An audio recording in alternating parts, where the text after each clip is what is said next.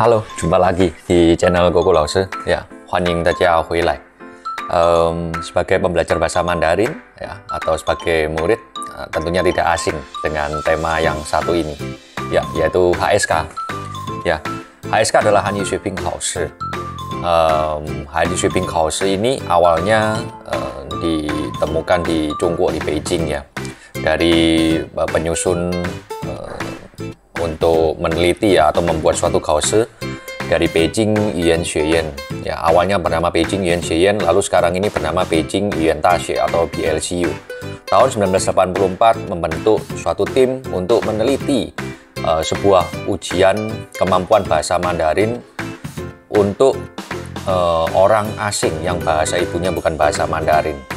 Ya, awalnya dibentuk atau dirumuskan untuk ujian level dasar dan menengah. Lalu tahun 1989 barulah membentuk level atau merumuskan ujian untuk level yang advance. Ya, tahun 1990 pemerintah Tiongkok bagian pendidikan, ya, meresmikan ujian ini. Dan tahun 1992 pemerintah Tiongkok resmi melakukan ujian tes HSK kepada orang asing atau pembelajar bahasa Mandarin yang datang ke Tiongkok. Ya, lalu ya dari situlah terciptanya ujian HSK ini untuk standarisasi pelajaran bahasa Mandarin. Nah, seiring berjalannya dengan waktu, tahun 2013 ujian ini semakin lama semakin diminati, juga dibarengi, ya, dengan keadaan ekonomi Tiongkok yang hari demi hari juga semakin meningkat. Banyak negara yang belajar ke Tiongkok, banyak orang-orang dari asing yang ke Tiongkok untuk belajar bahasa Mandarin. Tentunya mereka juga perlu standarisasi atau perlu ikut ujian yang namanya HSK. Dan menurut data tahun 2013 sudah ada kurang lebih 40 negara di dunia yang melakukan ujian HSK atau Hanyu Xueping Kaoshi. Peminatnya cukup banyak, ya. Data yang terakhir tahun 2020, pembelajar bahasa Mandarin yang mengikuti HSK di seluruh dunia total ada 400.000 sekali ujian, ada 400.000 orang yang ikut HSK. Ya, ada 400.000 orang.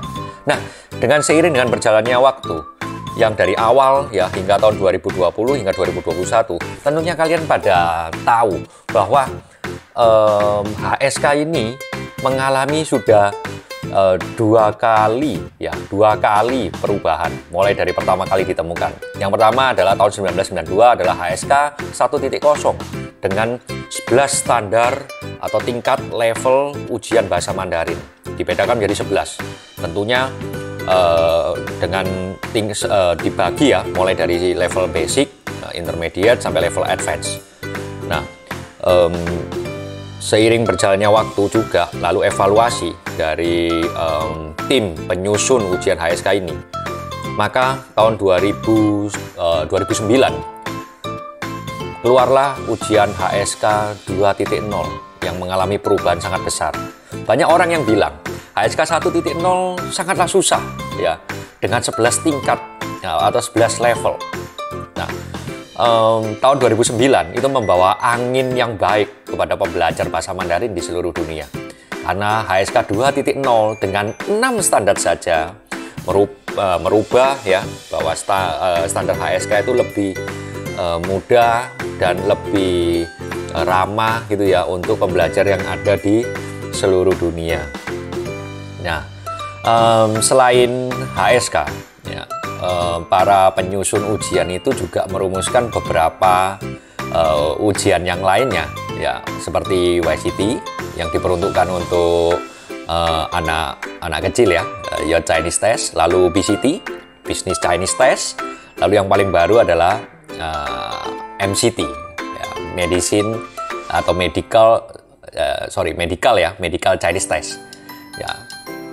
Nah, harapannya dari seluruh pembelajar yang di dunia bisa sesuai dengan bidangnya untuk mengujikan kemampuan bahasa Mandarinnya, ya, sudah sesuai dengan bidangnya, ya, udah mulai dipilah-pilah lagi.